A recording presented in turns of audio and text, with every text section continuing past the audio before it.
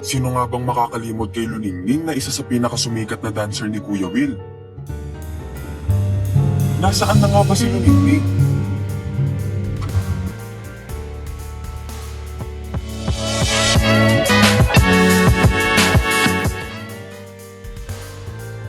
Si Luningning o si Lea Carla Santos sa tunay na buhay.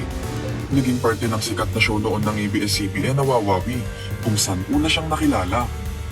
Marami nang pinasikat si Willie Revillame ng mga hosts at dancers. At kahit nga wala na ang programa niya ngayon, ang ilan sa pinasikat niya ay namamayagpag pa rin ang career. Pero ang iba naman ay wala na ngayon sa showbiz. Isa na nga sa kanila ay si Luningning na marami rin ang naging fans.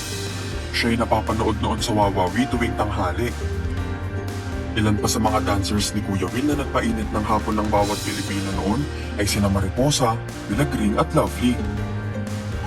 Ngunit nasaan na nga ba si Luningning ngayon? Hindi lang mahusay si Luningning sa pagsasayaw dahil panalo rin ang kaseksihang taglay nito. Noong 2008 ay naitampok pa siya sa FHM Magazine. Lingid din sa marami na sinubukan din ng sikat na dancer/host na maging entertainer sa Japan. Ayon sa kanya, matapos ang panandali ang kasikatan ay sinubok siya ng tadhana. Pero hindi doon natapos ang kanyang karera at hinarap nito ang katotohanan. Nilisan niya ang showbiz kapalit ng simpleng buhay. Wala nang naging balita kay Luningning nang matapos ang karera noong 2010. Pero ngayon ay makikita naman ang kanyang buhay sa kanyang Instagram account. Siya ay isa ng businesswoman at CEO ng Standards Fitness Studio. Dahil ang pagsasayaw ang kanyang hilig, ay tinuloy niya pa rin sa ibang paraan. Dito niya inapply ang kanyang mga natutunan sa kanyang naunang karera.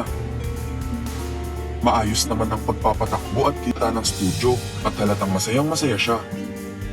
Ngayon ay masaya rin ang buhay pag-ibig ni Luningning sa basketball player ng MPBL na si John Gonzaga.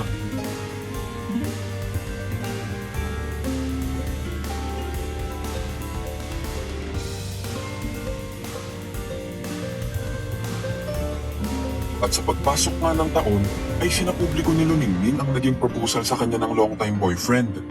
Caption niya, "Yes to you, my life."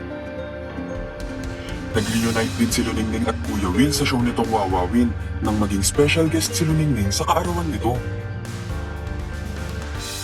Sisilbing inspirasyon ang kanyang kwento sa marami. Huwag daw sumuko kung madapa ka man, dahil siguradong balang araw ay ibibigay ng Diyos sa'yo kung anong mas deserve mo.